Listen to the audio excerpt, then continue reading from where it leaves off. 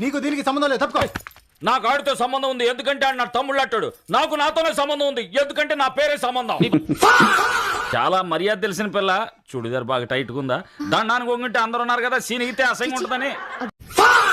సైతాన్ వేదాలు వల్లిస్తుందా? ఓ చింద్ర, ఈవిడికి మాత్రం వేదాలు సైతాన్ని వల్లిస్తుంది. అంటే ఏమిటి? ఏమంటే ఆరాలు తీయకూడదు, వినూరుకోవాలి. వెనకడు కోడు తుపాకి లేకపోయినా లపాకి కావాలన్నా అంట. పో అంటావు, నువ్వేమన్నా హారనా? అయ్యో పూ అంటే మలయాళంలో పోదాం అని అర్థం.